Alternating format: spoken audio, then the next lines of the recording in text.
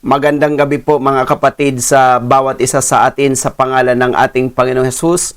Narito po tayo sa ating pong segment, Tanong at Sagot sa Biblia. At ang ating pong bibigyang linaw ngayon na katanungan ay mayroon po bang kautusan sa Biblia hinggil sa pagtulong sa kapwa na nangangailangan? I would repeat, mayroon po bang kautusan sa Biblia hinggil sa pagtulong sa kapwa na nangangailangan? Of course, brethren in Christ, ay mayroon po mga kapatid both in the Old Testament and New Testament. At unahin po natin sa Bagong Tipan, mga kapatid, ating mababasa sa Matthew chapter 5 verse 42 Tagalog ang Biblia. Bigyan mo ang sa inyo'y humihingi at huwag mong talikdan ang sayo'y nangungutang.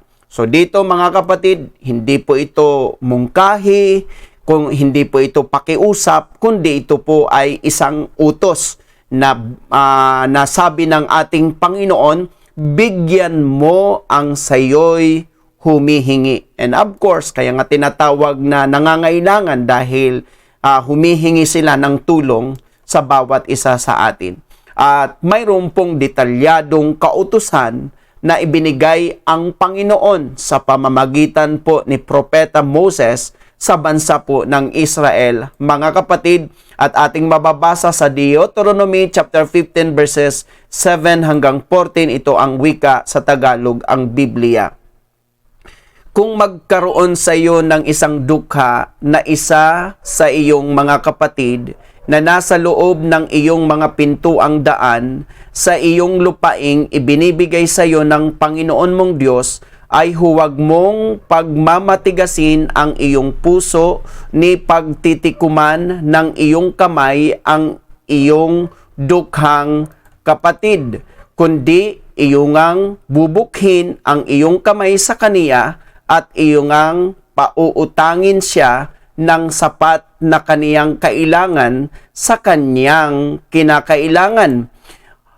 Pag-ingatan mong huwag magkaroon ng masamang pag-iisip sa iyong puso na iyong sabihin, ang ikapitong taon na taon ng pagpapatawad ay malapit na at ang iyong matay magmasama laban sa iyong dukhang kapatid at hindi mo siya bigyan at siya'y dumaing sa Panginoon laban sa iyo at maging kasalanan sa iyo.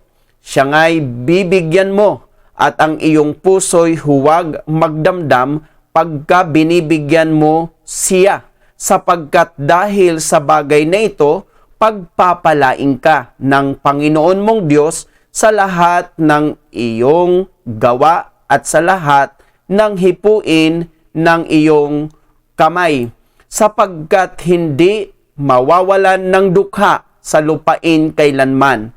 Kaya't aking iniutos sa iyo na aking sinasabi, bubukhin mo nga ang iyong kamay sa iyong kapatid sa nagkakailangan sa iyo at sa dukha mo sa iyong lupain.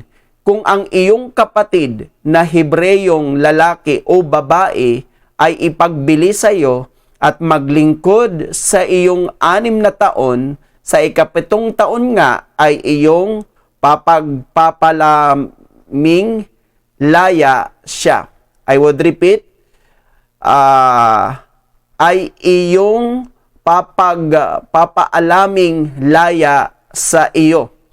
At pagka iyong papagpaalaming laya sa iyo, ay huwag mo siyang papagpaalaming walang dala. Iyo siyang papabaunin, I would repeat, iyo siyang papagbabaunin na may kasaganaan ng bunga ng iyong kawan at ng iyong giikan at ng iyong pisaan ng ubas, kung paano ang ipinagpala sa iyo ng Panginoon mong Diyos ay bibigyan mo siya.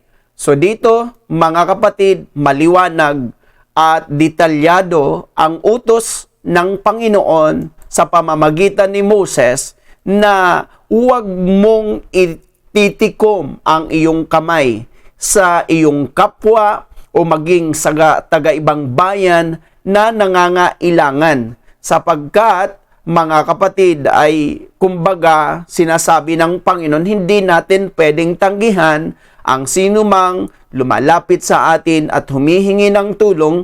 Yamang tayo ay mayroon naman pong kakayanan at yaman tayo ay mayroon naman po mga kapatid pwedeng maitulong. Kaya yun lang po ang sinasabi po dito, na wag po natin sila, kasi batas po sa kanila na every 7th year, kung sila po ay mayroong alipin, ito po ay kanilang papalayain. Pero ang sabi po dito, wag mong papagpaalamin na walang dala-dala, kundi siya po ay i-bless mo sa lahat ng mayroon ka. Yun po ang gusto ng Panginoon. Kaya nga, di ba naririnig natin, the reason why God blessed us because He wanted us to be a blessings to everyone. Ang pagpapala ay hindi pagpapala kapag hindi po yan ipagpala sa iba. Dahil ang wika nga, dahil kaya po nagbigay ang Diyos ng kautusan, dahil sa isang lupain, particular sa Israel, ay hindi mawawalan ng dukha.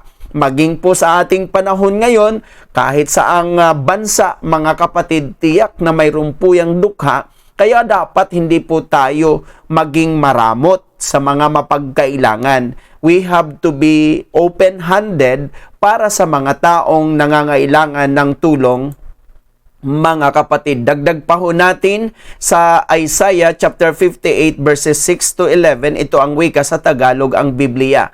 Hindi baga ito ang ayuno na aking pinili na kalagin ang mga tali ng kasamaan, na pagaanin ang mga pasan at paging layain ang napipighati, at iyong alisin ang lahat ng atang. Hindi baga ang magbahagi ng iyong tinapay sa gutom at dalhin mo siya sa iyong bahay ang dukha na walang tuluyan, pagka nakakakita ka ng hubad na iyong binihisan o bihisan, at huwag kang magkubli sa iyong kapwa-tao.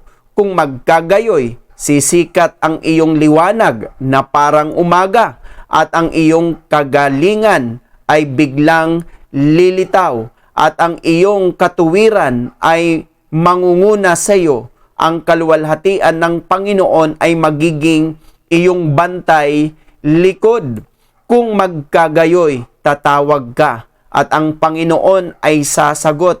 Ikaw ay dadaing, at siya'y magsasabi, narito ako.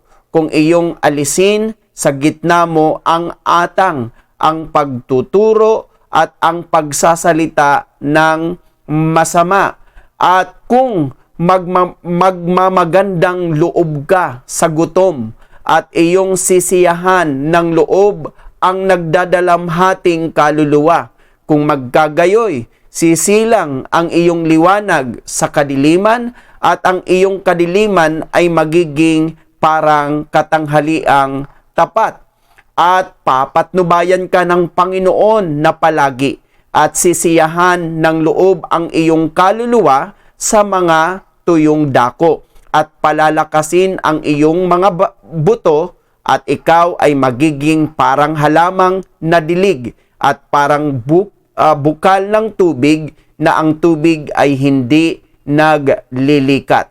Kaya mga kapatid, ito po ang wika ng ating Panginoon sa pamamagitan po ni Propeta Isaiah, na ang pag-aayuno na tunay ay hindi po yung hindi lang pagkain or abstinence of food, or sabihin natin abstinence of water, kundi ang tunay na ayuno ay kalagan ang mga nakatali, mga kapatid, tanggalan ng pasan ang mga nabibigatan, at higit sa lahat, pakainin ang mga gutom at bigyan ang mga wala. Kaya mga kapatid, ito po ang hinihiling ng Diyos sa bawat isa sa atin, at ang wika niya, mga kapatid, hindi po pwede na hindi pagpalain ng Diyos yung mga taong nagkakawang gawa, yung mga taong tumutulong, yung mga taong mapagbigay, mga kapatid. Kaya Yun po ang sabi ng ating Panginoon na kapag mayroon tayo nakitang taga-ibang bayan,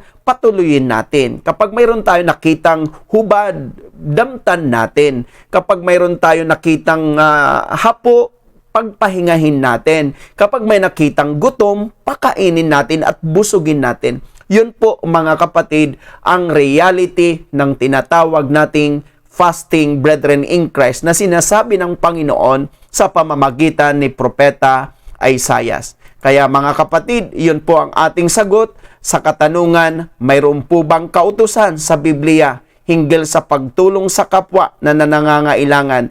Yes, we read in the New Testament, we read in the Old Testament, at ito po ang realidad ng fasting, yung magkawang-gawa, tumulong sa kapwa, magbigay sa kapwa, at gumawa ng kabutihan sa kapwa, mga kapatid. I hope that I answered these questions. Once again, if we were blessed with this program, you may subscribe sa ating YouTube channel, Pastor Lito Rodela, and if you have any questions, just leave your question below sa ating comment box at sa susunod po nating pagtatalakay ay ating pong tatalakayin, mga kapatid. Naway na pagpala po tayo hanggang sa susunod, mga kapatid, na pagtatalakayan natin, pagpalain po tayo ng Diyos.